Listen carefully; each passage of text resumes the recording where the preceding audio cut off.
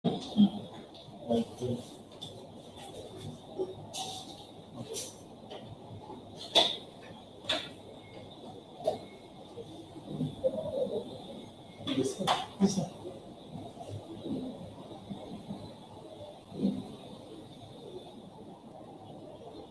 আলাইকুম।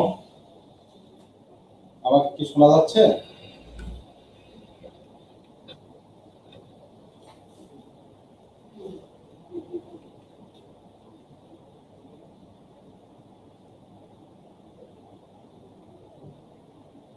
দেখো তো আমার কথা শোনা যায় কিনা। আর সবাই ঢুকছে, আস্তে আস্তে ঢুকবো।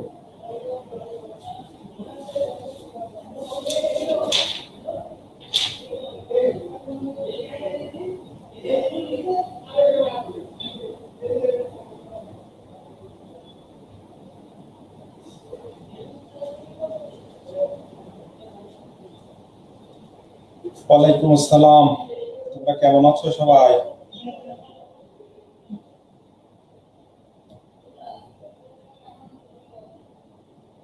সবাই আসতেছে, আস্তে আস্তে আসুক আসুক। আমরা তোমরা রিটেনের শিক্ষা একটু হাতে নাও।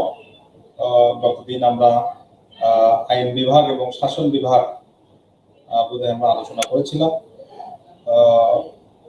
আজকে আমরা আচ্ছা বলো তো, গতদিন আমরা কোন পর্যন্ত আলোচনা করেছিলাম? একদিন একটু দেখো তো, গতদিন আমরা কোন পর্যন্ত আলোচনা করেছিলাম? একটু একটু একটু লিখুন।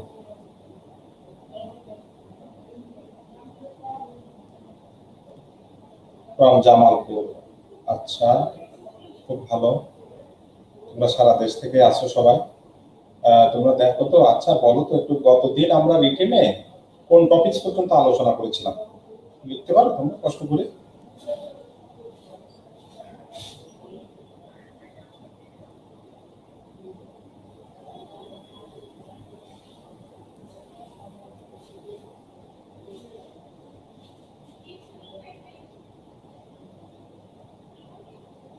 ওয়ালাইকুম আসসালাম। যে কেউ একজন একটু লিখো যে আমরা গতদিন কোন পর্যন্ত আলোচনা করেছিলাম রিটেনের। রিটেনের শীটটা একটু বাহির করো। আমার মনে হচ্ছে আমরা আইন বিভাগ এবং শাসন বিভাগ আলোচনা করেছিলাম মনে হয়। মনে আছে মনে তোমার? আচ্ছা, যাই হোক, আমরা তোমরা তোমাদের শীটের পেজ নাম্বার 100, 100 পেজ বাইর করো, 100 নম্বর পেজ বাইর করো। দেখো, বিচার বিভাগ থেকে তোমাদের প্রশ্ন আসবে 20 মার্কস। 20 মার্কসের প্রশ্ন হবে এখান থেকে। প্রশ্নগুলো ক খ গ ঘ 4 5 20 এইভাবে প্রশ্নগুলো হবে। কেমন? আমরা প্রথমটা থেকে আমরা পড়া শুরু করি। 100 নম্বর পেজ বের করো। 1 নম্বরে প্রথম প্রশ্নটা দেখো, বাংলাদেশের উচ্চ আদালতের গঠন সম্পর্কে লিখুন। এটা তোমাদের আসছে হলো 35 বিসিএস, 35তম বিসিএস আসছে। দেখো কেমন? দেখো, বাংলাদেশের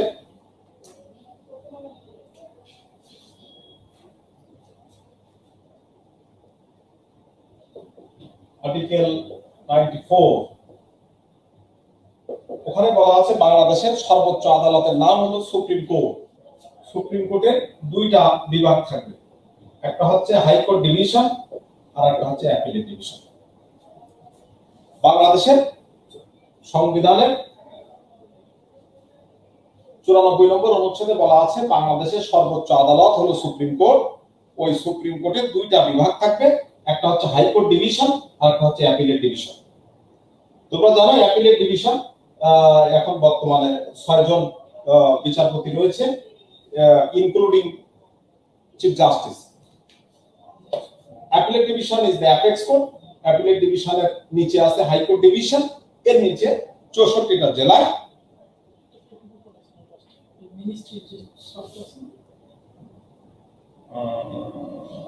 আচ্ছা শাসন, ঠিক আছে।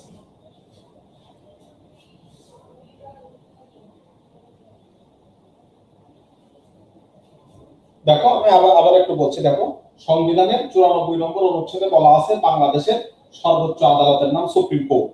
সুপ্রিম কোর্টের দুইটা ডিভিশন, একটা হচ্ছে হাইকোর্ট ডিভিশন, হাইকোর্ট বিভাগ, আর একটা হচ্ছে অ্যাপিলেট ডিভিশন, আপিল বিভাগ। আপিল বিভাগে মাননীয় প্রধান বিচারপতি সহ বিচারপতির সংখ্যা 6 জন। এখন এই সুপ্রিম কোর্টে যারা বিচার করেন তাদের নাম হচ্ছে বিচারপতি। এই বিচারপতি কতজন বিচারপতি থাকবে এইটা সংবিধানে ফিক্স করা নেই। ওখানে বলা আছে মাননীয় প্রধান বিচারপতি এবং মহামান্য রাষ্ট্রপতি আলোচনা ক্রমে রাষ্ট্রপতি যেরূপ সংখ্যক নির্ধারণ করবেন সেরূপ সংখ্যক বিচারপতি নিয়ে সুপ্রিম কোর্ট পরিচালিত হবে। আর এই যে বিচারকদের প্রয়োজনীয় সংখ্যা নির্ধারণ করবে কে? তাহলে রাষ্ট্রপতি। আচ্ছা, আরেকটা বিষয় দেখো, ওখানকার ওপরে গঠনের সাথে দেখো নিচের প্রশ্নটা খেয়াল করো। আমি একই সাথে অনেকগুলো টপিকস অ্যাড করে দিয়েছি, এখান থেকে ছোট ছোট আকারে তোমাদের পরীক্ষায় আসবে। প্রশ্নটা কি করেছে দেখো, ওখানে বলেছে সুপ্রিম কোর্টের গঠন, ক্ষমতা, কার্যাবলী, বিচারপতি পদে নিয়োগ, মেয়াদ এবং অপসারণ পদ্ধতি আলোচনা করব। এখান থেকে দেখো এতগুলো কিন্তু সব আলাদা আলাদা টপিকস। এখান থেকে ছোট ছোট ছোট ছোট করে তোমাদের 4-5 20 মার্কসের প্রশ্ন হবে। আমরা একসাথে পড়বো ইনশাল্লাহ। এর মধ্যে আলাদা আলাদা প্রশ্ন হলে তোমরা লিখতে কোনো অসুবিধা হবে না। এরপর তাহলে আমরা শুরু করি। দেখো, সুপ্রিম কোর্টের গঠন কিন্তু আমি তোমাদেরকে পড়াই দিলাম। এরপরে যে চ্যাপ্টারটা খেয়াল করো, আমি বলেছি যে 100 নম্বর অনুচ্ছেদ অনুসারে সুপ্রিম কোর্টের আসন রাজধানীতে বসবে। তোমরা অনলাইনে গিয়েছো নিশ্চয়ই, ওখানে দেখছো যে সুপ্রিম কোর্ট, ওর মধ্যেই কিন্তু হাইকোর্ট ডিভিশন এবং অ্যাপিলেট ডিভিশন আছে। হ্যাঁ, তোমরা এটা জানো যে 8ম সংশোধনীর মাধ্যমে, কোন সংশোধনী? 8ম সংশোধনীর মাধ্যমে হুসাইন মোহাম্মদ ইরশাদ ঢাকার বাইরে কুমিল্লা, চট্টগ্রাম, বরিশাল, যশোর, রংপুর ও সিলেটে 6টা বেঞ্চ দিয়েছিলেন। এই বেঞ্চ মানে কি? সুপ্রিম কোর্টের বেঞ্চ। কথা কি ক্লিয়ার শুনতে পাচ্ছেন? ঢাকার বাইরে 8ম সংশোধনীর মাধ্যমে হুসাইন মোহাম্মদ ইরশাদ 6টা বেঞ্চ দিয়েছিলেন। বাট ইন 1989 পেজ কত? পেজ 100 নম্বর পেজ। হ্যাঁ, ইন 1989 2রা সেপ্টেম্বর আপিল বিভাগ একটা রায়ের মাধ্যমে ঢাকার বাইরের যে বেঞ্চগুলা এগুলোকে বাতিল করে দেয়। তাহলে কিন্তু এখন 100 নম্বর অনুচ্ছেদ অনুসারে আমাদের সব বেঞ্চগুলা, হাইকোর্ট ডিভিশনের সকল বেঞ্চ এবং আপিলেট ডিভিশনের বেঞ্চটা কিন্তু ঢাকায় অবস্থিত। আচ্ছা, গেল। তাহলে কোথায় বসবে বোঝা গেল। এখন আসি আমরা ক্ষমতা এবং কার্যাবলী। এখন তো থেকে তোমরা জানো যে সুপ্রিম কোর্টের 2টা ডিভিশন, একটা হচ্ছে হাইকোর্ট ডিভিশন আর একটা হচ্ছে অ্যাপিলেট ডিভিশন। আমরা প্রথম শিখবো হাইকোর্টের ইখতিয়ার। হাইকোর্টের ইখতিয়ারটা আমরা প্রথমে শিখব। দেখো, আমরা হাইকোর্টের ইখতিয়ারকে আমরা বলেছি যে 4টে ভাগে ভাগ করেছি। নোটের মধ্যে দেখো,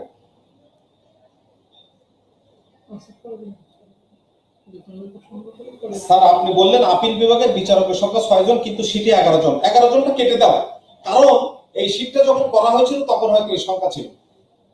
ইট ইজ চেঞ্জেবল। আমি আগেই বললাম যে সংবিধানে কোথাও বলা নেই যে এতজন ফিক্সড হতে হবে।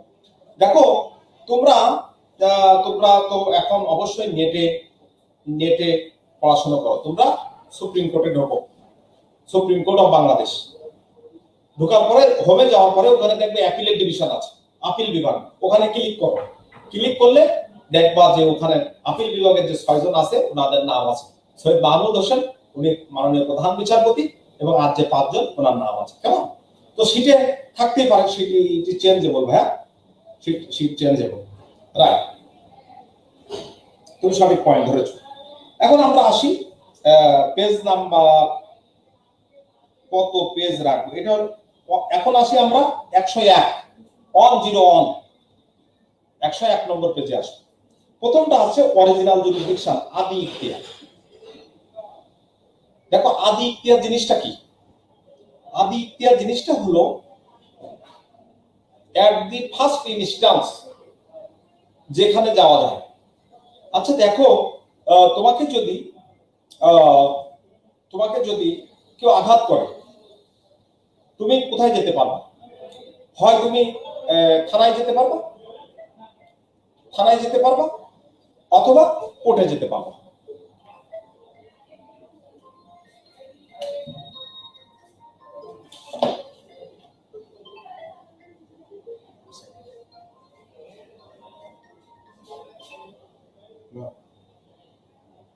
হ্যালো হ্যালো হ্যালো, আসো 7টার দিকে আসো।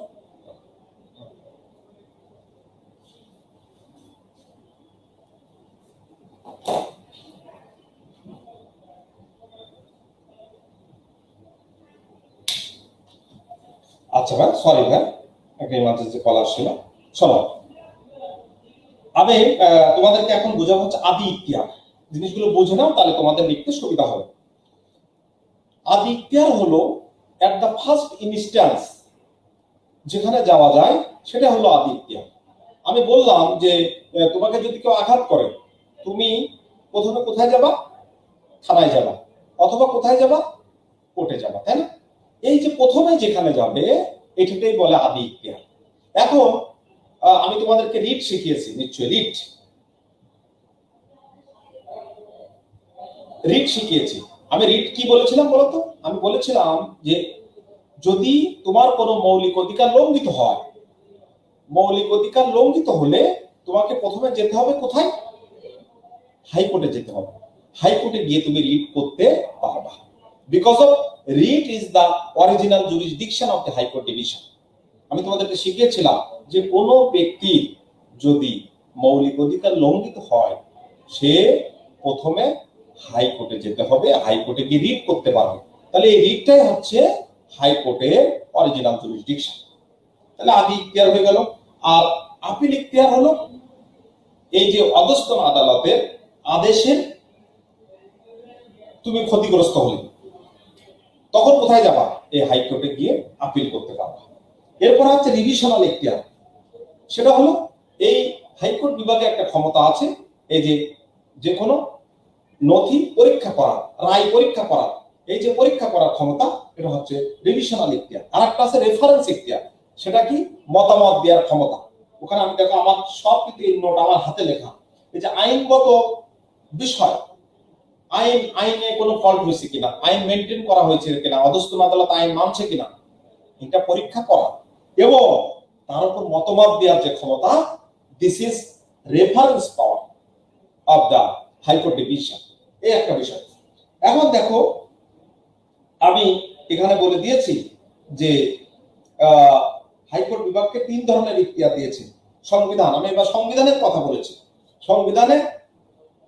সংবিধানে 3 ধরনের ক্ষমতা হাইকোর্ট বিভাগকে দেওয়া হয়েছে। একটা হচ্ছে রিট জারির ইখতিয়ার, রিট জুরিসডিকশন, আর একটা হচ্ছে jurisdiction as to superintendence and control of the court, মানে তত্ত্বাবধান করার ক্ষমতা, আর একটা হচ্ছে মামলা হস্তান্তরের ক্ষমতা। এই তো তোমরা রিট পাওয়ার তো তোমরা বুঝতেই পেরেছো। আমি তোমাদেরকে আগের দিন শিখিয়েছি, সংবিধানের 44 নম্বর অনুচ্ছেদে বলা আছে, কোন ব্যক্তির যদি মৌলিক অধিকার লঙ্ঘিত হয়, সে সংবিধানের 102 নম্বর অনুচ্ছেদ অনুসারে হাইকোর্ট বিভাগে গিয়ে রিট করতে পারে। এটা হাইকোর্টের একটা ক্ষমতা। আর একটা বিষয় আমরা এখানে বলেছি যে তত্ত্বাবধান করা, অধস্তন সমস্ত আদালত, সারা দেশের প্রত্যেকটা আদালত এই যে সুপারভাইজ করা, তাদের বিষয়গুলো দেখা, এই সুপারভাইজ করার ক্ষমতা হাইকোর্টের রয়েছে। আর একটা ক্ষমতা, সেটা হলো মামলা হস্তান্তরের ক্ষমতা। ধরো তোমার বাড়ি জামালপুর বা তোমার বাড়ি নরসিংদী, সেখানে তুমি একটা মামলায় বলছো যে হাইকোর্টে আবেদন করে বলছো যে মাননীয় আদালত, আমি এখানে বিচার পাবো না, এখানে এত পাওয়ারফুল লোক, সে আমার বিপক্ষে, আমি এখানে বিচার পাবো না। তখন হাইকোর্ট বিভাগ মামলাটা ওই জেলা থেকে নিয়ে অন্য জেলায় হস্তান্তর করতে পারে। এই যে মামলা ট্রান্সফারের যে ক্ষমতা, এটা ওনার আছে। আবার যদি তুমি বলো যে না, মাননীয় হাইকোর্ট বিভাগ, এটা আপনাকেই শুনতে হবে, আপনি বিচার করেন, তাহলে ন্যায় বিচার পাবো, তাহলে ওটা হাইকোর্টের নিজের কাছেও হস্তান্তর করতে পারেন। তার মানে কি, যে কোনো জায়গা থেকে মামলা নিয়ে নিজের কাছে নেয়া বা অন্য আদালতে দেয়া, এই ধরনের হস্তান্তর ক্ষমতা হাইকোর্ট বিভাগের রয়েছে। তাহলে আমরা বলছি যে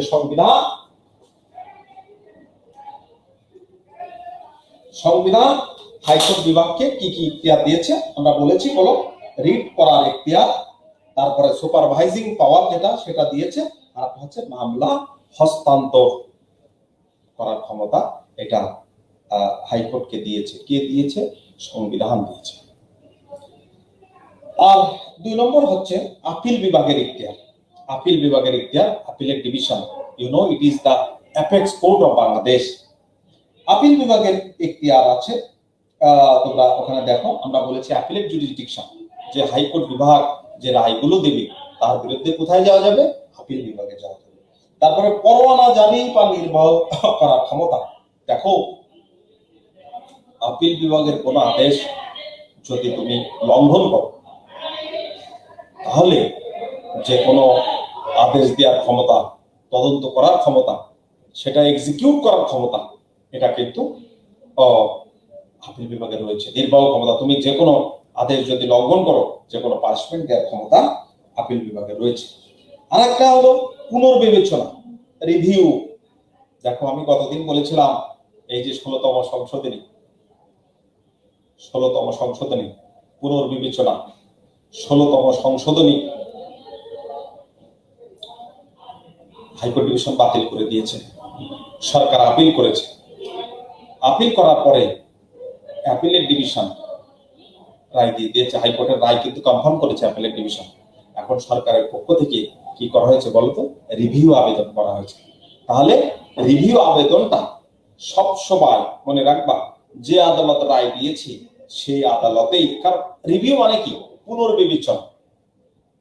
হোয়াট ইজ পুনর্বিবেচনা? মানে আপনি যে রায়টা দিয়েছেন ওইটাই আর একটু বিবেচনা করাকে বলা হয় রিভিউ। তাহলে এই আপিল বিভাগ যে রায় দেবে সেটি পুনর্বিবেচনা করার ক্ষমতা তার রয়েছে। This is the review power of the appellate division. আরেকটা হচ্ছে অ্যাডভাইজারি জুরিসডিকশন। দেখো, 106 নম্বর অনুচ্ছেদে বলা হয়েছে, মহামান্য রাষ্ট্রপতি, তিনি তো সবার উপরে, উনি একটা ল পয়েন্টে একটু ক্লিয়ার হওয়া দরকার। উনি মহামান্য রাষ্ট্রপতি একটা লিগ্যাল অপিনিয়ন দরকার, তখন তিনি কি করতে পারেন?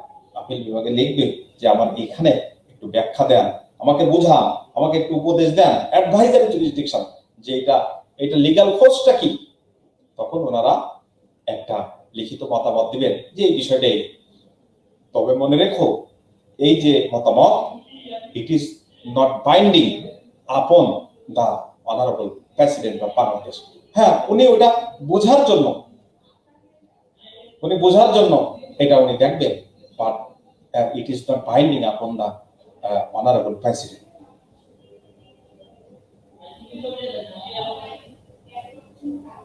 শোনো, আমি তোমাদের প্রশ্নের উত্তরগুলো সবই দেব, তোমরা একটুখানি ধৈর্য ধারণ করো। এই যে তোমার যখন যেটা মনে হচ্ছে লিখে রাখো, আমি পরে এই যে ববিনের হেল্প নিয়ে আমি সব উত্তরগুলো দেব। আমাকে একটুখানি আগাই নিয়ে আগে তোমাদের। আচ্ছা, গেল। এখন আমরা পড়বো হলো বিচারপতির নিয়োগ। ভালো কথা, বিচারপতির নিয়োগ। দেখো, এটা কিন্তু প্রত্যেকটা কিন্তু তোমাদের মুখস্থ লেখা লাগবে। হ্যাঁ, মুখস্থ লেখা লাগবে। তা আমার কাছে শুনলে কি, এটা তোমাদের এই বেসিকটা মাথার মধ্যে থেকে যাবে। সংবিধানের 95 নম্বর অনুচ্ছেদে বলা আছে যে এই বিচারপতি কিভাবে নিয়োগ হবে, কাদের মধ্য থেকে নিয়োগ হবে। এখানে বলছে যে মাননীয় প্রধান বিচারপতি এবং অন্যান্য বিচারপতিগণ রাষ্ট্রপতি কর্তৃক নিয়োগ দিবেন। কে নিয়োগ দিবেন? রাষ্ট্রপতি। কে হবে বিচারপতি? প্রথম কথা হলো বাংলাদেশের নাগরিক হতে হবে, এটা তো কমন কথা। আর মূল যোগ্যতা এই দুইটা থেকে একটা থাকতে হবে। কি বলো? তোমাকে সুপ্রিম কোর্টের অ্যাডভোকেট হতে হবে। অ্যাডভোকেট হিসাবে মিনিমাম 10 বছরের অভিজ্ঞতা থাকতে হবে। কত বছর বলো? 10 বছর। অথবা বাংলাদেশের অধস্তন আদালতে অনন্য 10 বছর বিচারকের দায়িত্ব পালন করতে হবে। either 10 years practice in Supreme Court or 10 years judicial experience in the territory of Bangladesh. তাহলে আমি কি বলেছি, বাংলাদেশের নাগরিক হতে হবে, সুপ্রিম কোর্টে অনন্য 10 বছর আইনজীবী হিসেবে অভিজ্ঞতা থাকতে হবে, অথবা অধস্তন আদালতের বিচারক হিসাবে ন্যূনতম 10 বছর বিচার কাজের অভিজ্ঞতা থাকতে হবে। অ্যাডভাইজারি জুরিসডিকশনটা আবার বলেন স্যার। অ্যাডভাইজারি জুরিসডিকশন হচ্ছে মহামান্য রাষ্ট্রপতি যদি কোনো বিষয়ে লিগ্যাল অ্যাডভাইস দরকার হয়, কোনো কিছু ক্লিয়ার হতে চান, উনি আপিল বিভাগকে বলবে যে আমাকে মতামত দেন, তখন আপিল বিভাগ লিখিতভাবে মহামান্য রাষ্ট্রপতিকে একটা মতামত দেবেন। এই যে মতামত দেওয়ার ক্ষমতা, this is advisory jurisdiction of the appeal বিভাগ। তাহলে আমার মনে হয় তোমাদেরকে আমি এটা বোঝাতে পেরেছি। আর একটা কথা, ওই যে নিয়োগ লাভের জন্য যে যদি পার্লামেন্ট কোনো আইন করে দেয়, বাংলাদেশে এখনো কোনো আইন হয় নাই যে সুপ্রিম কোর্টের বিচারপতি হতে গেলে এই কোয়ালিটি গুলো থাকতে হবে, এখন কিন্তু এরকম আইন হয় নাই। এই সংবিধান অনুসারে সংবিধানেই বলা আছে যে এই দুটো যোগ্যতা, একটা যোগ্যতা থাকলে উনি করতে পারেন, উনি বিচারপতি হতে পারেন। সেটা কি, হয় সুপ্রিম কোর্টে 10 বছর হিসাবে আইনজীবীর অভিজ্ঞতা, অথবা অধস্তন আদালতে 10 বছর বিচার কাজের অভিজ্ঞতা। এখন আমরা তোমাদেরকে শেখাবো যে বিচারকদের পদের মেয়াদ, বিচারকদের পদের মেয়াদ। দেখো, এটা 96 নম্বর অনুচ্ছেদে বলা আছে, 96(1) আর 96(4). 96(1)-এ বলা হচ্ছে যে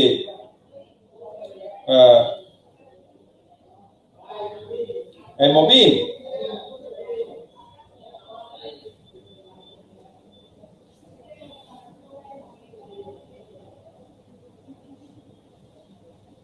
মবিন 102 নম্বর আর্টিকেল বুঝি না। আচ্ছা, আমি বুঝাই দেবো ভাইয়া, তুমি এইটাই অপেক্ষা করো, আমি 102টা সুন্দরভাবে বুঝি। একটু বসাতে করো, একটু উঁচু করতে হবে, এটা উঁচু হবে নাকি এই ধরে না।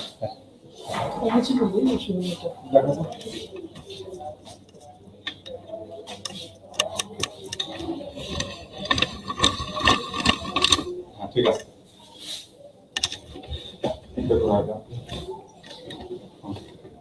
ঠিক আছে। 102 নম্বর আর্টিকেল আমি সুন্দর করে বুঝাই দেবো ভাই, আমরা একটুখানি পড়া আগাই না। সেটা হলো যে আমি কি বলতেছিলাম, পদের মেয়াদ। 96(1)-এ দেখো, বিচারপতিদের বয়স সীমা করছে তোমার 67 বছর। কত বছর বলো? 67 ইয়ার্স। তাহলে এটা কিন্তু মাননীয় প্রধান বিচারপতি সহ সকল বিচারপতিদের কথা বলছে। তাহলে বিচারপতি পদে একজন ব্যক্তি 67 বছর বয়স পর্যন্ত বহাল থাকবেন। এখন 96(4)-এ বলছে এর আগে যদি কেউ চলে যেতে চান, তাহলে তিনি মহামান্য রাষ্ট্রপতির কাছে উনি কিন্তু স্বীয় স্বাক্ষরযুক্ত পত্র যোগে পদত্যাগ করতে পারেন। তাহলে বিচারপতিদের ওনাদের চাকরি বললে ভুল হবে, ওনারা তো সাংবিধানিক পদ। তাহলে বিচারপতি পদে উনি কত বছর থাকতে পারবে বলো? 67 বছর। কোথায় বলা আছে? 96(1)-এ। আর 96(4) নম্বর অনুচ্ছেদে বলছে যে উনি ইচ্ছা করলে মহামান্য রাষ্ট্রপতির কাছে স্বীয় স্বাক্ষরযুক্ত পত্র যোগে পদত্যাগ করতে পারে। ঠিক আছে, এটা আমরা কোথায় বললাম? আমরা কিন্তু 102 নম্বর পৃষ্ঠায় আছি, 102 102 নম্বর পৃষ্ঠায় আছে। এখন বলবো বিচারপতিদের অপসারণ। খেয়াল করে শোনো, এখানে একটুখানি বোঝার বিষয় আছে। আমি যদি বলি এই মুহূর্তে কোন বিচারপতির অপসারণ, তুমি কোথায় অভিযোগ করবে? পার্লামেন্টে সুযোগ আছে বলো? পার্লামেন্টে না, কিন্তু 16তম সংশোধনীর মাধ্যমে ক্ষমতা তো পার্লামেন্টকেই দেওয়া হয়েছে, তাই কিনা বলো? এই কারণে তোমাকে জানতে হবে। দেখো আমাদের 96 নম্বর অনুচ্ছেদে ছিল হচ্ছে supreme judicial council. What is supreme judicial council? এটাও কিন্তু অনেক সময় টিকা আকারে আসে। সুপ্রিম জুডিশিয়াল কাউন্সিল এটাও কিন্তু টিকা আকারে আসে, এটা তোমাকে জানতে হবে। তাহলে সুপ্রিম জুডিশিয়াল কাউন্সিল এটা এমন একটা কমিটি, এমন একটা কাউন্সিল যেটা 3 জনের সমন্বয়ে গঠিত হয়। কয়জনের সমন্বয়? 3 জন। 3 জনের সমন্বয়ে গঠিত হয়। মাননীয় প্রধান বিচারপতি হলো এই কাউন্সিলের প্রধান। আর 2 জন কারা? আপিল বিভাগের সর্ববয়োজ্যেষ্ঠ 2 জন বিচারপতি হলো কাউন্সিলের অপর 2 জন সদস্য। তাহলে সুপ্রিম জুডিশিয়াল কাউন্সিল, এটা মনে রেখো, সুপ্রিম জুডিশিয়াল কাউন্সিল 3 জনের সমন্বয়ে গঠিত। মাননীয় প্রধান বিচারপতি হলেন এর প্রধান এবং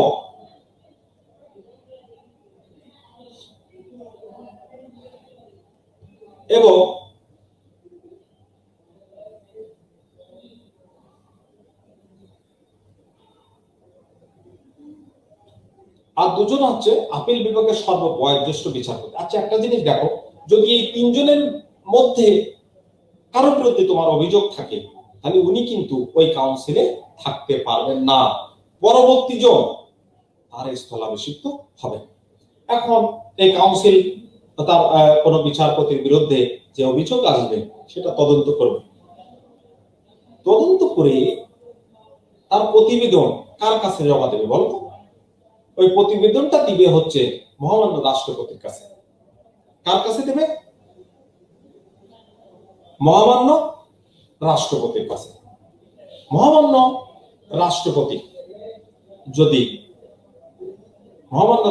যদি উক্ত রিপোর্টে সন্তুষ্ট হন তাহলে ওনাকে অপসারণ করবেন। আর যদি উনি মনে করেন যে না, উনি ইচ্ছা করলে ওটা অ্যাকসেপ্ট নাও করতে পারেন, ইটস আপন দা অনারেবল প্রেসিডেন্ট।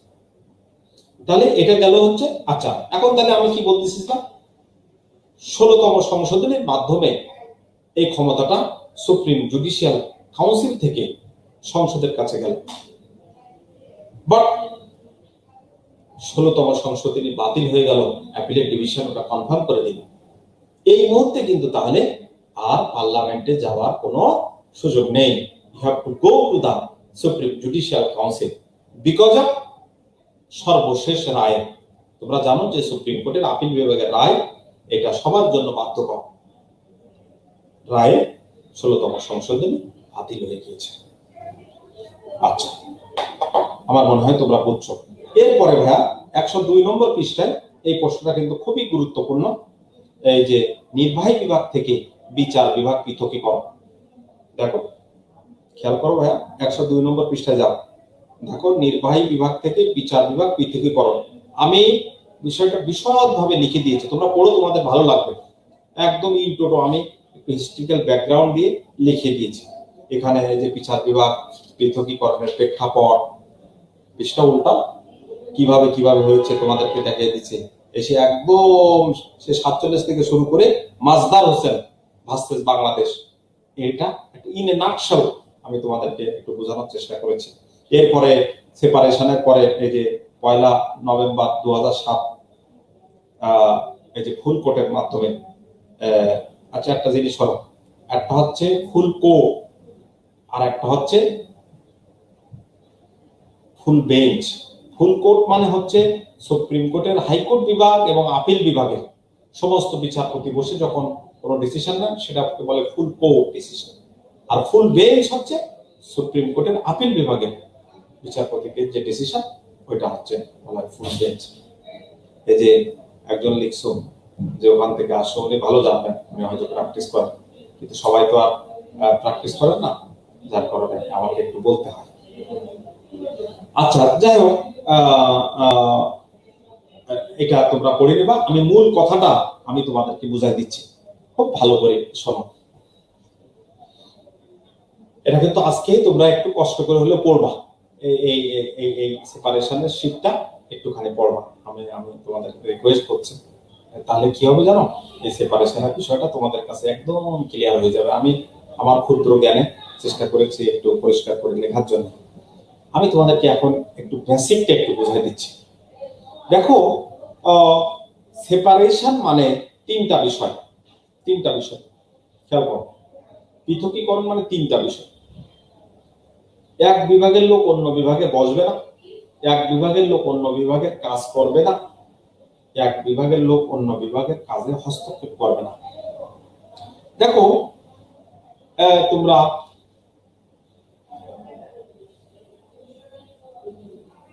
বেসিক্যালি একজন, মনে করো আমার কথাই ধরো, আমার এখন পোস্টিং কোথায়?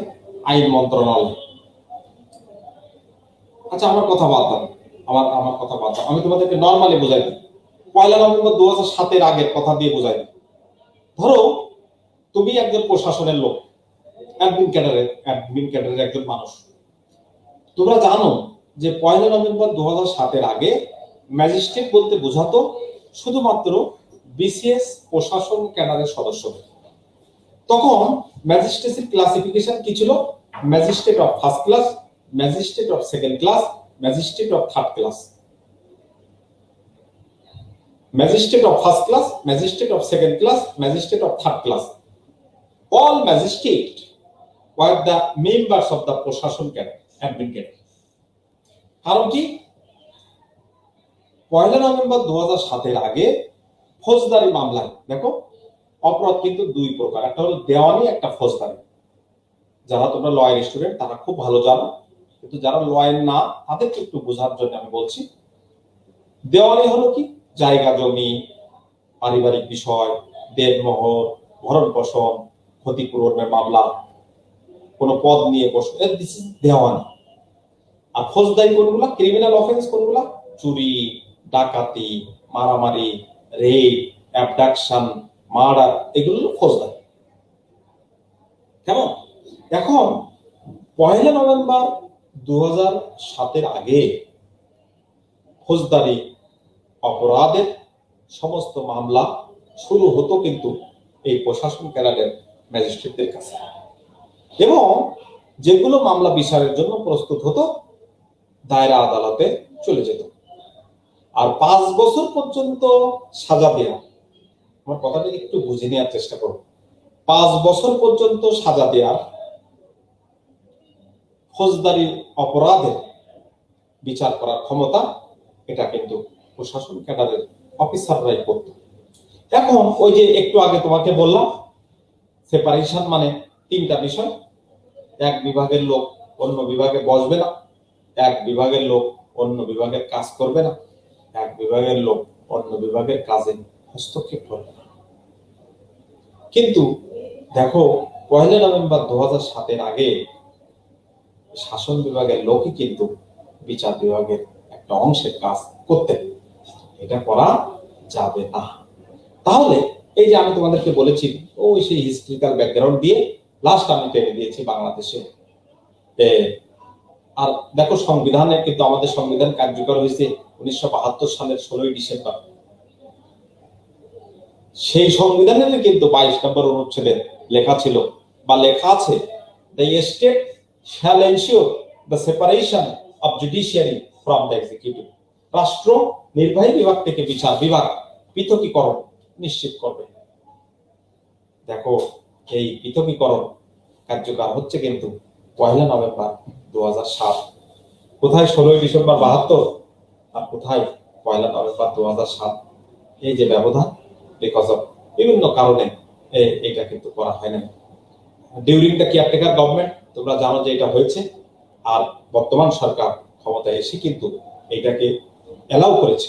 তোমরা জানো যে অর্ডিন্যান্স কিন্তু পরবর্তীতে পার্লামেন্টে যদি এটা পাস না হয় তাহলে কিন্তু বাতিল হয়ে যায়।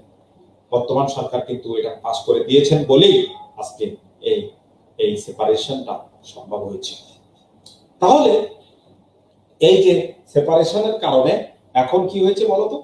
ওই যে 1 নভেম্বর 2007 আগে নির্বাহী ম্যাজিস্ট্রেটরা যে ফৌজদারি মামলায়, সেই সময় শুধু ম্যাজিস্ট্রেট বলতো, এখন তো আলাদা হয়ে গেছে, যে বিচারিক কাজ করতেন 1 নভেম্বর 2007 ম্যাজিস্ট্রেসিটা আলাদা করে দেওয়া হয়েছে, আলাদা করে এক্সিকিউটিভ ম্যাজিস্ট্রেট আর জুডিশিয়াল ম্যাজিস্ট্রেট আলাদা করে দিয়ে বলা হচ্ছে যে না, ওই যে ফৌজদারি মামলার যে বিচারিক ক্ষমতা এটা আর এক্সিকিউটিভ ম্যাজিস্ট্রেটের কাছে থাকবে না, এটা বিচারিক ম্যাজিস্ট্রেটদের কাছে ফেরত দিতে হবে।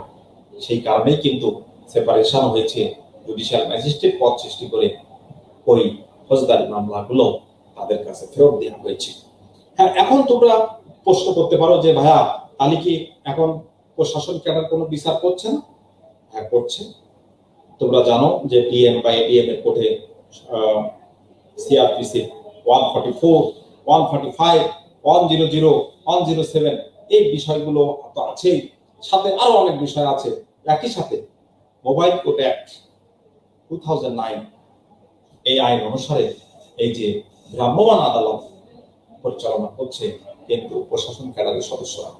হ্যাঁ, এখন তোমরা বলতে পারো যে ভাইয়া তাহলে আপনি একটু আগে বললেন এক বিভাগের লোক অন্য বিভাগে কাজ করবে না, তাই এখন তো তারা প্রশাসন ক্যাডারের মানুষ, তারা তো মোবাইল কোর্টের মাধ্যমে বিচার করছে। হ্যাঁ, বিচার করছে, কিন্তু তোমরা মনে জানো এটা কিন্তু অলরেডি হাইকোর্ট ডিভিশন একটা জাজমেন্ট দিয়ে বলেছেন যে the mobile court regularity by the executive magistrate is void and ultra vires. সরকার এটা আপিল করেছে, এটা কিন্তু অ্যাপিলেট ডিভিশনে পেন্ডিং রয়েছে।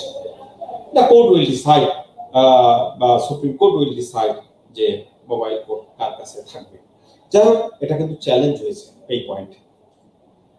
তাহলে আমি তোমাদেরকে কি বুঝালাম, কি বুঝাতে চাইলাম, মূল কথাটা হলো 1 নভেম্বর 2007 আগে বিসিএস প্রশাসন ক্যাডারের সদস্যরা, নির্বাহী বিভাগের লোকেরা, নির্বাহী বিভাগের অফিসাররা যে ফৌজদারি মামলায় আংশিক বিচার কাজ করতেন, পৃথকীকরণের পরে বিচারিক ম্যাজিস্ট্রেট পদ সৃষ্টি করে এই অংশটা তাদেরকে দিয়ে দেওয়া হয়েছে। এটা হলো মূল কথা। আর বাকিটা আমি তোমাদের কাছে রিকোয়েস্ট করছি রাতে একটু আমার ঘন্টায় মাথা পড়বা, একবার আরো ক্লিয়ার হয়ে যাবে। এখন আমরা আসি যে পরের প্রশ্ন। সুপ্রিম কোর্টের হাইকোর্ট বিভাগে প্রথম মহিলা বিচারপতি নিয়োগ দেওয়া হয়। দেখো যে ওই যে 2007 28 মে ওই যে নাজমুল আরা সুলতানা, উনি গেল, উনি হাইকোর্টে গেলেন, অ্যাপিলেট ডিভিশনে গেলেন। আরো একটা মজার বিষয় হলো উনি কিন্তু এখন এই রিসেন্ট হচ্ছে ওনাকে আমাদের এই যে মানে প্রশিক্ষণ ইনস্টিটিউট যেটা সেখানে কিন্তু মানে মহাপরিচালক হিসাবে ওনাকে নিয়োগ দেওয়া হয়েছে। আচ্ছা, এখন একটা খুব গুরুত্বপূর্ণ প্রশ্ন তোমাদের সামনে বোঝার বিষয় হচ্ছে এডিআর। দেখো, আমি প্রশ্নটা এইভাবে দিয়েছি, বিকল্প বিরোধ নিষ্পত্তি বলতে কি বুঝেন? আচ্ছা, তার আগে একটা জিনিস দেখো, তোমরা কিন্তু এটা কিন্তু একটা বিষয় যে তোমরা মনে হতে পারে যে ভাই এই প্রশ্নগুলো কেন পড়াচ্ছেন, তোমরা সিলেবাসটা দেখো। আমি কিন্তু সিলেবাসের আগেই সেই আলোকেই আমি নোটগুলো করেছি, প্রত্যেকটা টপিকস আমি কিন্তু টাচ করেছি যে প্রশ্ন যেখান থেকে হোক এর মধ্যে থেকেই থাকে। তোমরা কিন্তু এর বাইরে ইনশাল্লাহ কোনো প্রশ্ন নেই, হবেও না। তাহলে দেখো, আমি আবার প্রশ্নটা করেছি এডিআর বলতে কি বুঝেন, থিওরি গুলো আলোচনা করো, এডিআর এর সুবিধা অসুবিধা, আর্থসামাজিক অবস্থায় এডিআর সমর্থনের যুক্তি দিন। ঠিক আছে, এডিআর আমি কিন্তু তোমাদের আবারও বলছি, আমি শুধু তোমাদেরকে প্রশ্নের উত্তর দেব। আমি কমিটেড প্রশ্নের উত্তর দেবো। আমি একটুখানি পড়াইনি, আমি তো তোমাদের শুধু বেসিকটাকে তো ঠিক করে দিচ্ছি, বেসিকটা যাতে তোমরা পড়লেই বুঝতে পারো। এডিআর দেখো, তোমরা শব্দের মধ্যেই পাবা, এই শব্দের মধ্যেই উত্তর খুঁজে পাবা। বিকল্প বিরোধ নিষ্পত্তি, অল্টারনেটিভ ডিসপিউট রেজুলেশন। কি বলো, এডিআর মানে কি? এডিআর এলাবোরেশন কি বলো তো?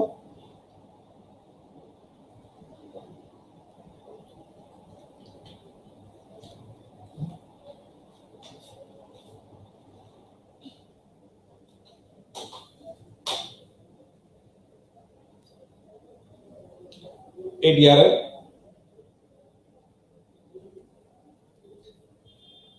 ইলাবোরেশন হচ্ছে অল্টারনেটিভ ডিসপিউট। আমি তোমাদের প্রশ্নের উত্তর দেব, আমি তো বলেছি, আবার আমাকে একটুখানি পড়াতে দাও, আমি শেষ 10 মিনিট তোমাদের প্রশ্নের উত্তর দেব। Alternative dispute resolution, ADR. দেখো, তোমাদের সামনে যখন কোনো অপরাধ সংগঠিত হয় বা কোনো দাবি তোমরা যখন আদালতে যাও, সেখানে তদন্ত হয়, সাক্ষী হয়, আর্গুমেন্ট হয়, এরপরে কিন্তু রায় হয়। দীর্ঘ সময় একটা ফৌজদারি মামলা হলে 3 বছর, 4 বছর, 5 বছর, আর একটা দেওয়ানি মামলা তো যুগের পর যুগ চলে। অনেক সময় একটা অর্ডার হয়, সেই অর্ডারের বিরুদ্ধে কোনো না কোনো পক্ষ উচ্চতর আদালতে যায়, আবার সেটা নিচে নামে, আবার বিচার হয়, সেটা এক্সিকিউট হতে হতে অনেক সময় 8 বছর, 10 বছর, 12 বছর লেগে যায়। তাহলে দেখো, এই যে দীর্ঘ মেয়াদী সময়, দুই পক্ষকে আশা লাগতেছে, তাদের যাওয়া আসার খরচ আছে, বিজ্ঞ আইনজীবীদের একটা ফিস আছে, সময় ক্ষেপণ আছে, একটা দীর্ঘ মেয়াদী প্রসেসের মাধ্যমে কিন্তু একটা মামলা নিষ্পত্তি হয়। এখন এর বাইরে গিয়ে যখন ওই বিরোধ নিষ্পত্তি করা যায়, তথাকথিত বা প্রচলিত আইনের অধীনে তথাকথিত বিচার পদ্ধতির বাইরে গিয়ে যখন কোনো মামলা নিষ্পত্তি করা যায়, তখন সেটাকে বলা হয় এডিআর, অল্টারনেটিভ ডিসপিউট রেজুলেশন। আমি আমার নোটের মধ্যে, তোমরা দেখেছো, আমরা লিখে দিয়েছি, এখানে কয়েকটা পদ্ধতি আছে, জুডিশিয়াল, কোয়াসি জুডিশিয়াল, নন জুডিশিয়াল পদ্ধতি, আবার এগুলোর ব্যাখ্যা আমি দিয়েছি।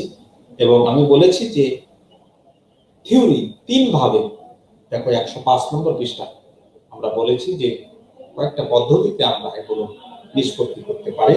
সেটা হচ্ছে negotiation, mediation, or conciliation, arbitration. তোমরা জানো যে নেগোসিয়েশন হলো সামনাসামনি কোনো তৃতীয় পক্ষ থাকবে না, তোমার সাথে আমার গন্ডগোল, আমরা দুই পক্ষ বসে আমরা ওটা নিষ্পত্তি করে নিতে পারি, সেটাকে আমরা বলছি নেগোসিয়েশন। আর মিডিয়েশনকে আমরা বলছি যে একজন থার্ড পার্টি থাকবে, তাকে মিডিয়েট করে দেবে। আর কনসিলিয়েশন, এটা বস্তুত পক্ষে আমি বলেছি যে মিডিয়েশন আর কনসিলিয়েশনের তেমন একটা পার্থক্য নেই, শুধু নামমাত্র একটা পার্থক্য। আর একটা হচ্ছে এখানে বলে মিডিয়েটর, মধ্যস্থতাকারী, আর একটা হচ্ছে আরবিট্রেশনের ক্ষেত্রে বলা হয় আরবিট্রেটর। এইটুকু পার্থক্য থাকে আরবিট্রেশনের মধ্যে পার্থক্য। তাহলে আমরা 3টে ভাগে আমরা বলেছি, নেগোসিয়েশন, মিডিয়েশন, আর একটা হচ্ছে আরবিট্রেশন। এখন একটা দেখো, তোমরা তোমাদের আইকিউ একটু অ্যাপ্লাই করলেই তোমরা বুঝতে পারবা যে এই যে এডিআর লাভটা কি, মানে সুবিধা কি। এডিআর এর সুবিধা, সময় বাঁচবে, টাকা বাঁচবে, দুই পক্ষের মধ্যে সম্পর্ক খারাপ হবে না, সম্পর্ক ভালো হবে, একটা শান্তিপূর্ণ সমাজ গড়ে উঠবে। এগুলো কিন্তু এডিআর এর সুবিধা। অসুবিধাও আছে। কি অসুবিধা? এডিআর এর মাধ্যমে যদি তুমি বড় বড় অপরাধগুলো, আমি আমার বাস্তবিক জীবনে দেখেছি, অনেক হিনিয়াস অপরাধ, অনেক বড় বড় অপরাধগুলো তারা আপোষ হয়ে যাচ্ছে। আচ্ছা দেখো, আমার ভাই মারা গেল, আমার ভাইকে কেউ মেরে ফেললো, আমি গরিব মানুষ, যে মেরে ফেলেছে সে আমাকে বললো, দেখ তুই তো আর তোর ভাইকে পাবি না, তুই গরিব মানুষ, তোর বড় ভাই সংসার চালাতো, ঠিক আছে, তোর বড় ভাই মারা গেছে, এ না কিছু টাকা নে, তুই গরিব মানুষ, এ দিয়ে চলিস। আমাকে কনভিন্স করে ফেললো। আমি আদালতে গিয়ে বলছি যে আমি এই হত্যা সম্পর্কে কিছু জানি না, কেউ মারে নাই, সে এমনি মারা গেছে। আচ্ছা আমাকে বলো তো, যদি সাক্ষী না থাকে, সাক্ষ্য অভাব থাকে, কিভাবে তার সাজা হবে? এভাবেও কিন্তু আপোষ হচ্ছে।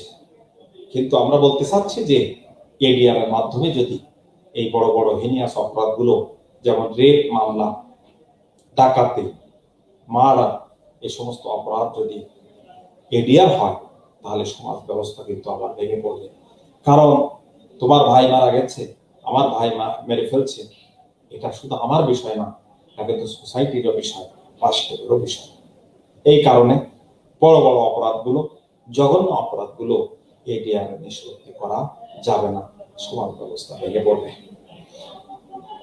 আমি তোমাদেরকে ইন এ নাটশেল এই যে তোমার সুবিধা এবং অসুবিধাগুলো আমি তোমাদেরকে বললাম, এগুলো তোমরা পড়লেই দেখবা। আমি আরো বলেছি যে এখানে মানবাধিকারের মারাত্মক লঙ্ঘন হবে, শ্রেণীগত বৈষম্য বাড়বে, ঠিক আছে। এই তারপরে কোনো বিকল্প কোনো নজিরের জন্ম দেয় না। নজির কাকে বলে জানো?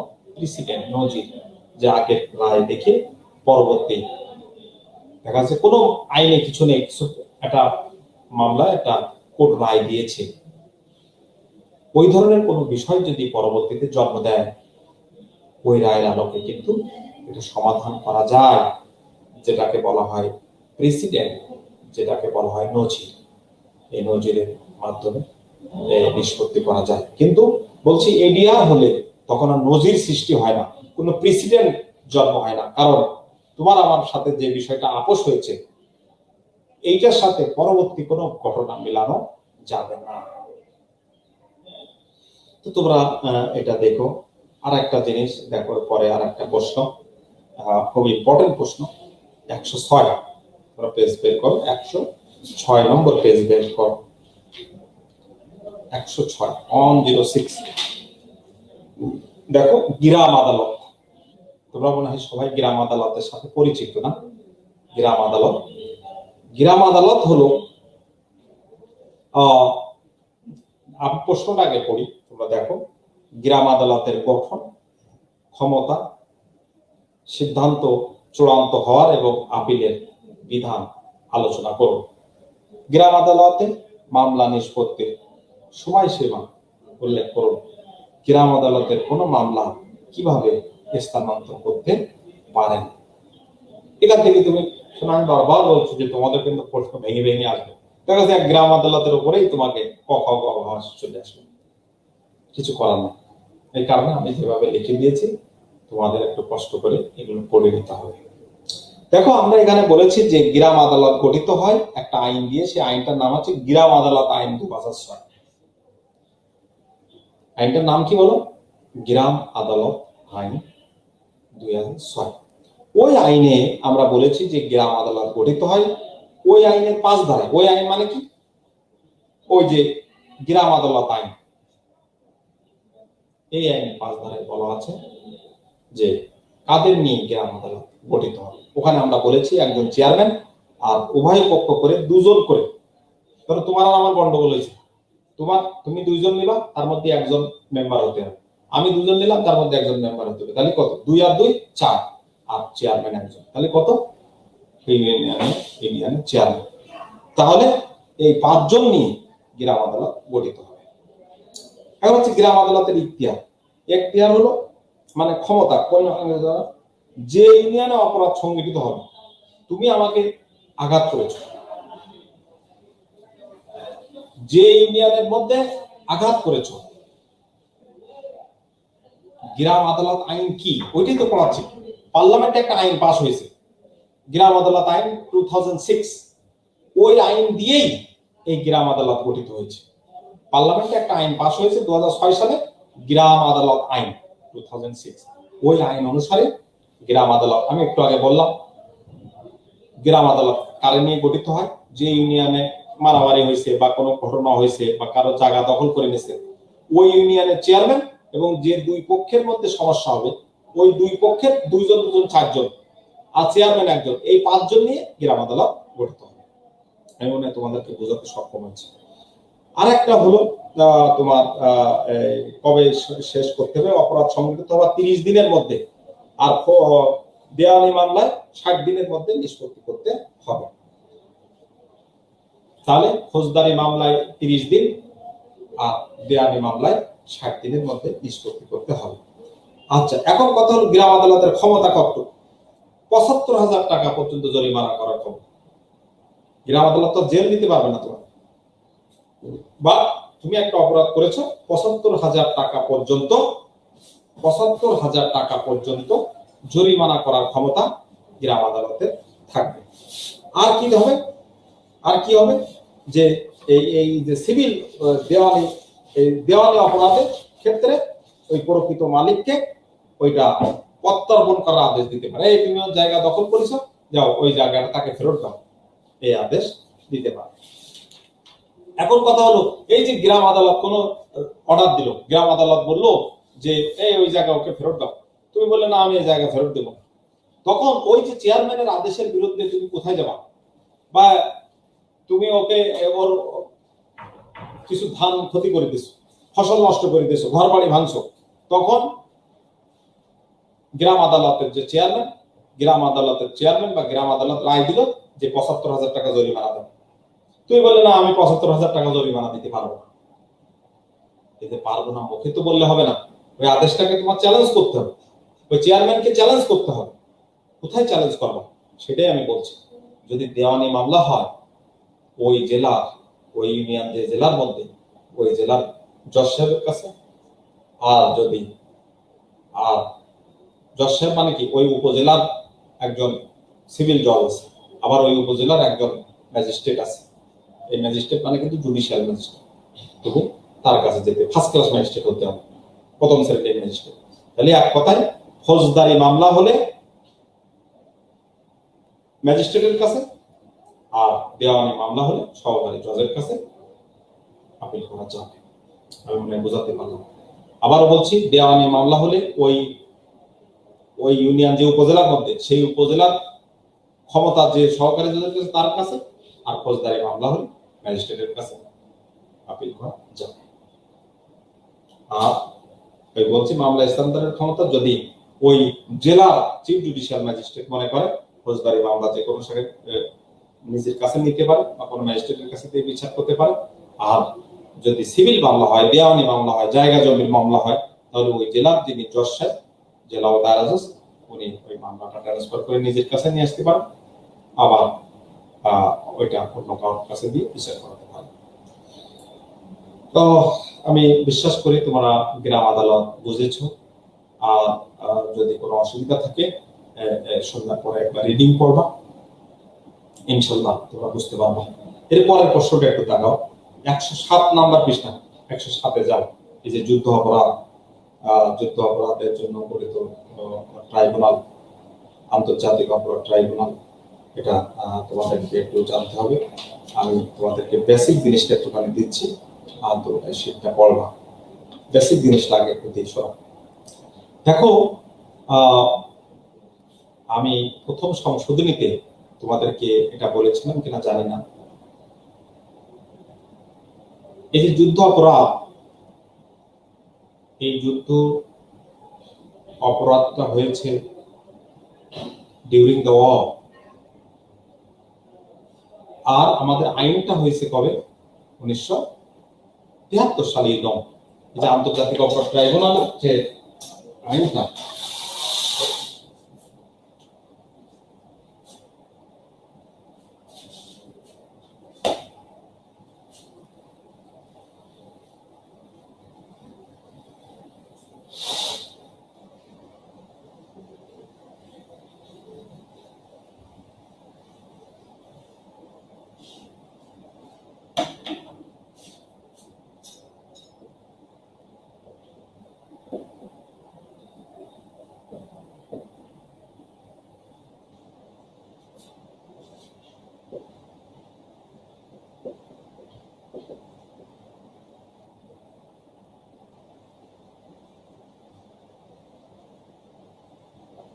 তোমরা জানো যে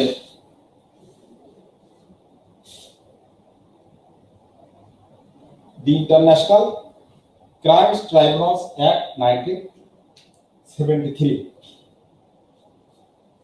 এই আইন অনুসারেই কিন্তু আমাদের এই আন্তর্জাতিক অপরাধ ট্রাইব্যুনাল গঠিত হয়েছে। কেমন তোমরা কাহিনীটা দেখতে পাচ্ছ? এই ইন্টারন্যাশনাল ক্রাইমস ট্রাইব্যুনালস অ্যাক্ট 1973 দেখো লেখাটা দেখা যায় না, একটু মুশকিল। হ্যাঁ হ্যাঁ এবার দেখা যাচ্ছে, ঠিক আছে। দেখো the international crimes tribunals act 1973, সব ঠিক আছে, ঠিক আছে তোরা বুঝছো। দেখো এই আইনে বলা আছে যারা যারা সুপ্রিম কোর্টের বিচারক বা বিচারক ছিলেন বা বিচারক হওয়ার যোগ্যতা সম্পন্ন, সুপ্রিম কোর্টের বিচারক যাদেরকে তুমি বিচারপতি বলো, তাহলে সুপ্রিম কোর্টের রানিং বিচারপতি অথবা বিচারপতি ছিলেন অথবা বিচারপতি হওয়ার যোগ্যতা সম্পন্ন কোন ব্যক্তি এই আন্তর্জাতিক অপরাধ ট্রাইব্যুনালে বিচারক হতে পারবে। এই ট্রাইব্যুনাল ফরমেশন বলা আছে একজন চেয়ারম্যান এবং 2 জনের বেশি নয়, 2 জনের কম নয়, 4 জনের বেশি নয়। আমি আবার বলছি, একজন চেয়ারম্যান এবং 2 জনের কম নয়, 4 জনের বেশি নয়, এরূপ সংখ্যক বিচারপতি নিয়ে আইসিটি গঠিত হবে। আইসিটি মানে কি? ইন্টারন্যাশনাল ক্রাইমস ট্রাইব্যুনাল গঠিত হবে। সেখানে কি কি অপরাধের বিচার হবে আমাদের এই শীটে লেখা আছে। crimes against humanity, crimes against peace, or crimes, genocide, violation of any humanitarian rules, other crimes under international law, attempt, abatement, or conspiracy to commit such crimes. এই অপরাধগুলোর বিচার এই আইসিটিতে হবে। দেখো নোটের মধ্যে সব লেখা আছে, তোমরা খুব মনোযোগ দিয়ে পড়বা। এই দেখো এখান থেকে পড়বা, এখানে লেখা আছে দেখো 107 পৃষ্ঠা থেকে তোমাদের আন্তর্জাতিক অপরাধ ট্রাইব্যুনাল এটা শুরু, এটা কিন্তু বিস্তারিত লেখা আছে। তোমরা এখানে পড়বা কবে তার ফাঁসি দেওয়া হয়েছে সেটাও নোটের, কাদের মোল্লা, কামরুজ্জামান, সাকা চৌধুরী, আলী হাসান মুজাহিদ, মতিউর রহমান নিজামী, মীর কাসেম, তারপরে বিচারের যৌক্তিকতা, দর্শক বঙ্গবন্ধু ভিডিও অঙ্গীকারের প্রতিফলন, একবার সুন্দর করে এই নোটের মধ্যে লেখা আছে। কেমন এই একটা বিষয়। কিন্তু এখানে আমি এই ঝামেলা হচ্ছে সামনাসামনি ক্লাস না হলে একটা সমস্যা। এখানে কিন্তু একটা জিনিস বাদ পড়ে গেছে, সেটা হলো এই তোমরা মনে রেখো, সেটা হলো ওই যে প্রশাসনিক ট্রাইব্যুনালটা বাদ পড়ে গেছে। প্রশাসনিক ট্রাইব্যুনাল, আচ্ছা তুমি যেটা করবা এদেরকে ওই যে ওখানে প্রশাসনিক ট্রাইব্যুনালের যেটা শুধু প্রশাসনিক ট্রাইব্যুনালের শীটটা ওদেরকে পিডিএফ করে দেবো, একটা পেজ। বুঝতে পারছো? আমি তোমাকে দেখাই দেবো। শোনো আমি তোমাদেরকে বলছি, একটুখানি মনোযোগ দিয়ে শোনো। তোমাদের এখানে একটা খুব গুরুত্বপূর্ণ টপিক বাদ পড়ে গিয়েছে, সেটা হচ্ছে তোমার প্রশাসনিক ট্রাইব্যুনাল। প্রশাসনিক ট্রাইব্যুনাল কি, বাংলাদেশের প্রশাসনিক ট্রাইব্যুনাল কয়টা, প্রশাসনিক ট্রাইব্যুনালের কাজ কি, এটাও কিন্তু এর মধ্যে একটা গুরুত্বপূর্ণ প্রশ্ন। এটা যে কোনো ভাবে বাদ পড়ে গেছে, আমি চিন্তা করো না, এই যে আমি বলে দিচ্ছি যে তোমাদেরকে পিডিএফ করে দিয়ে দেবে। কেমন? পিডিএফ করে দিয়ে দেবে। দেখো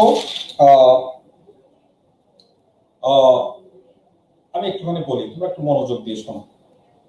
সংবিধানে 117 নম্বর অনুচ্ছেদে, আমার ক্লাস শেষে মোবাইল পিডিএফ করে দিয়েছি। সংবিধানে 117 নম্বর অনুচ্ছেদে বলা আছে যে 117 নম্বর অনুচ্ছেদ ক্ষমতা বলে জাতীয় সংসদে একটা আইন পাস হয়েছে, দি অ্যাডমিনিস্ট্রেটিভ ট্রাইব্যুনাল অ্যাক্ট,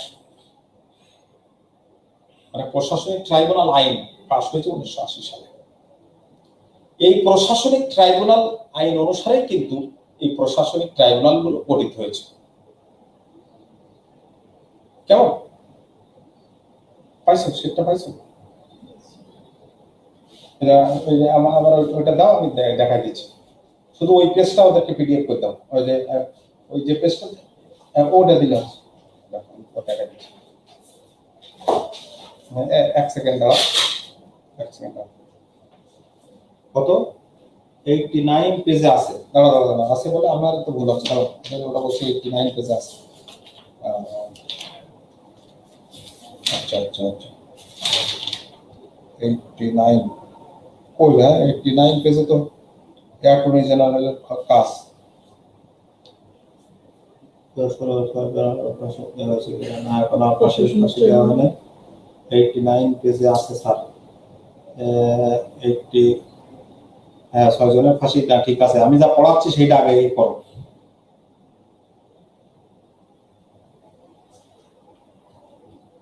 আমি তোমাদেরকে দেখাচ্ছি প্রশাসনিক ট্রাইব্যুনাল 89 প্রশাসনিক ট্রাইব্যুনাল কি। ও গুড গুড, আচ্ছা ছোট্ট করে একটু আছে ভাই, এইটুকুতে হবে না। হ্যাঁ এই দেখো 38তম বিসিএস এ আসছে, আরেকটুখানি বড় লাগবে ভাই। হ্যাঁ ঠিক আছে, ক্লাস শেষে দিই। ঠিক আছে, থ্যাংক ইউ, থ্যাংক ইউ। তুমি বলছো যে 89 পেজ বলছো, ওই যে নাকিব হাসান সঠিক বলেছো, কিন্তু এটা আরেকটু বড় আকারে, আরেকটু বড় হতে হবে।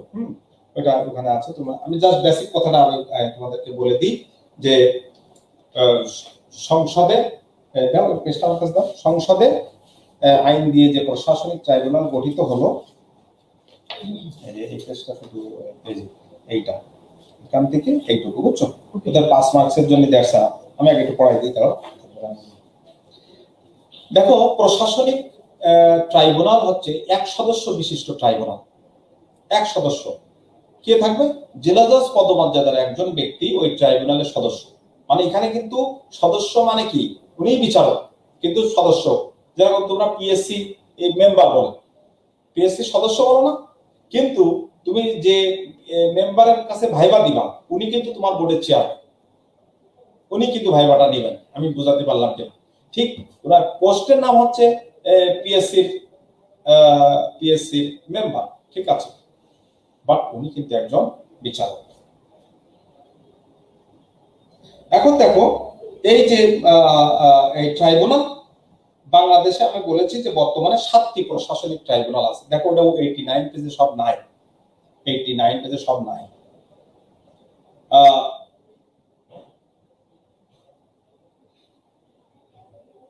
আমি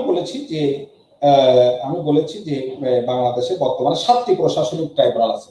এর মধ্যে ঢাকায় আছে 3টা, ঢাকা 1, ঢাকা 2, ঢাকা 3।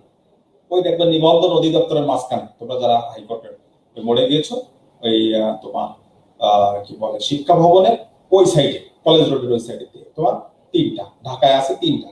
আর আছে কোথায়? চট্টগ্রাম, খুলনা, বরিশাল আর বগুড়া। চট্টগ্রাম, খুলনা, বরিশাল, বগুড়া, এই 4টা, আর ঢাকায় হলো 3টা। তাহলে কত? 4 আর 3 7টা প্রশাসনিক ট্রাইব্যুনাল আছে।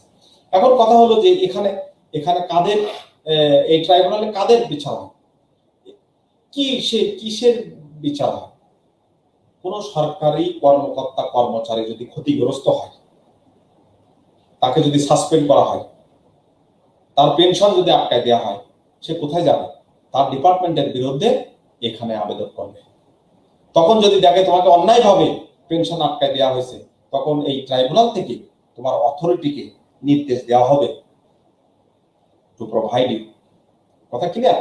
আমি কথাটা এইভাবে আমার নোটের মধ্যে আমি এইভাবে লিখেছি যে প্রতিরক্ষা বাহিনী ও বিজিবি ব্যতীত, বিকজ অফ বিজিবির জন্য আলাদা আইন আছে, প্রতিরক্ষা ডিফেন্সের জন্য আলাদা আইন আছে, বাট এটা কিন্তু শুধু সরকারি কর্মকর্তা কর্মচারীদের চাকুরি সত্তাবলী সংক্রান্ত বিরোধে নিষ্পত্তি করে এই ট্রাইব্যুনাল। কি সত্য, কি বিষয়? জয়নিং, পোস্টিং, প্রমোশন, সাময়িক বরখাস্তকরণ, অপসারণ, এই বিষয়গুলো নিয়ে যদি কোনো সরকারি কর্মকর্তা কর্মচারী ক্ষতিগ্রস্ত হয়, তাহলে সে কিন্তু এখানে আবেদন করতে পারে। এখন এই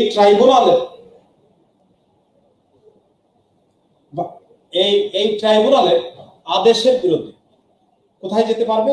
প্রশাসনিক আপিল ট্রাইব্যুনাল। প্রশাসনিক আপিল ট্রাইব্যুনাল একটি। প্রশাসনিক আপিল ট্রাইব্যুনাল 3 জনের সমন্বয়ে গঠিত। কয়জনের সমন্বয়? 3 জন। ভালো করে শোনো, 3 জনের সমন্বয়ে গঠিত প্রশাসনিক আপিল ট্রাইব্যুনাল। এটা একটুখানি করো, এইটা আর এইটা একটুখানি বুঝছো, দিয়ে ওদেরকে একটুখানি টিকেট করবো। দেখো, প্রশাসনিক আপিল ট্রাইব্যুনাল 3 জনের নিয়ে গঠিত।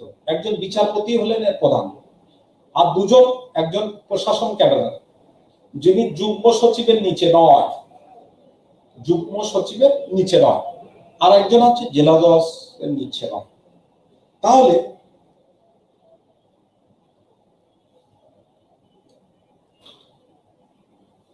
কি লিখছো ভাই? ঢাকায় 3টা, চিটাগং, খুলনা, বরিশাল আর একটা বগুড়া। বগুড়া আর একটা কোথায়? বগুড়া।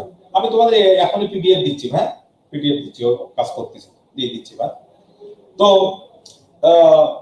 আমি কি বলতেছিলাম যে প্রশাসনিক আপিল ট্রাইব্যুনাল 3 জনের সমন্বয়ে গঠিত, হেডেড বাই জাস্টিস, আর 2 জন হচ্ছে not less than joint secretary আর একজন জেলা জজ। তাহলে এক কথায় একজন বিচারপতি, একজন যুগ্ম সচিব আর একজন জেলা জজের সমন্বয়ে প্রশাসনিক আপিল ট্রাইব্যুনাল গঠিত হয়। তারা কি করবে? প্রশাসনিক ট্রাইব্যুনালের আদেশে যদি তুমি ক্ষতিগ্রস্ত হও, তাহলে তুমি প্রশাসনিক আপিল ট্রাইব্যুনালে আবেদন করতে পারবে। এখন একটা বিষয় হলো, যদি প্রশাসনিক আপিল ট্রাইব্যুনালেও তুমি ক্ষতিগ্রস্ত হও, তাহলে তুমি কোথায় যেতে পারবা? প্রশাসনিক আপিল ট্রাইব্যুনালেও যদি তুমি ক্ষতিগ্রস্ত হও, তুমি যেতে পারবা সুপ্রিম কোর্টের আপিল বিভাগে লিভ টু আপিল দায়ের করা যাবে। আমার মনে হয় তোমরা বুঝছো, আরো এখন সিদ্ধি দেবে। এখন তোমাদের প্রশ্নগুলোর উত্তর আমি দিয়ে দিচ্ছি। অবিন, দেখো তোমরা কি কি প্রশ্ন করেছে,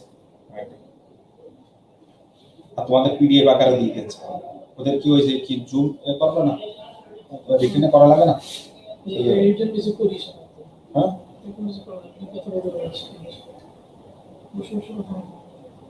আবার নামাজের সময় ওরা অনেকে নামাজ পড়বে। এখন আমাদের প্রশ্নের উত্তরগুলো, গ্রাম আদালত আইন ভাই তোমরা ক্লিয়ার হয়ে গেছো?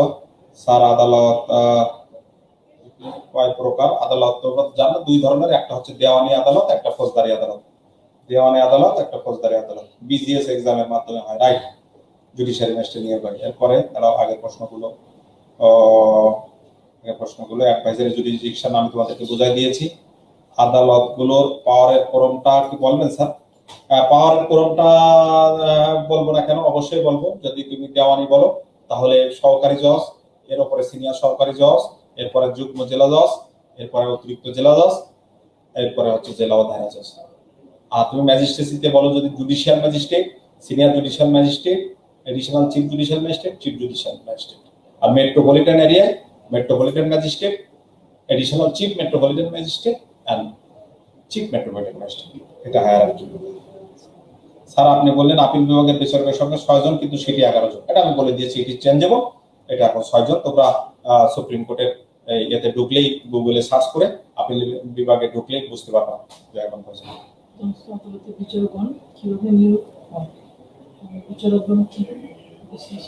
হ্যাঁ, তোমরা জানো যে আমাদের যে বিসিএস বিচার, যেটা তোমরা জানো ক্যাডার সংখ্যা কমে আসছে, তার মধ্যে একটা ক্যাডার ছিল বিসিএস বিচার। এই ক্যাডারটাই শুধু এখন পিএসসি থেকে জিএসসি চলে গেছে, জুডিশিয়াল সার্ভিস কমিশন, ওই মাজদার হোসেন রায়ের কারণে। যে বিসিএস বিচারটা এখন আর ওই যে তোমার পিএসসি দিতে পারবে না, জুডিশিয়াল সার্ভিস কমিশনের মাধ্যমে এটা এখন নিয়োগ হচ্ছে। অধস্তন আদালতের বিচারকরা এখন জুডিশিয়াল সার্ভিস কমিশনের মাধ্যমে, একদম বিসিএস এর মতো পিলি রিটেন ভাইবা মাধ্যমে জুডিশিয়াল সার্ভিস কমিশন নিয়োগ দেয়। গেজেট নোটিফিকেশন রাষ্ট্রপতি তাদেরকে নিয়োগ দেন। জুডিশিয়াল ম্যাজিস্ট্রেট প্রমোশন পেয়ে সর্বোচ্চ কোন পদ পর্যন্ত যেতে পারে? এইটা জুডিশিয়াল ম্যাজিস্ট্রেট ইকুইভ্যালেন্ট সহকারী জজ। আস্তে আস্তে যখন যেখানে প্রমোশন দেবে, সব একদম সর্বোচ্চ জেলা ও দায়রা জজ। আমাদের সর্বোচ্চ পদ হচ্ছে জেলা ও দায়রা জজ। আর বিচারপতি কিন্তু এটা নট প্রমোটেড পদ, এটা হচ্ছে সাংবিধানিক পদ। কারণ তোমরা জানো বলতে আইনজীবীদেরও যেতে পারে, আমরাও যেতে পারি। আচ্ছা, আর কোন প্রশ্ন? 102 আর্টিকেল, রাইট, একজন প্রশ্ন করেছিলেন। 102 সংবিধানের 102, ইট is the writ jurisdiction of the high court division. কোন ব্যক্তির যদি মৌলিক অধিকার লঙ্ঘিত হয়, সংবিধানের 102 অনুসারে হাইকোর্টে রিট করা যায়। এই যে রিট ক্ষমতাটা হাইকোর্টের, সেটাই বলা আছে 102। Thank you very much. আজানের সময় হয়ে গেছে, মোটামুটি প্রশ্ন সব ক্লিয়ার হয়েছে। তোমরা ভালো থেকো, আমার জন্য দোয়া করো। তোমরা নিজেদের প্রতি যত্ন নিও।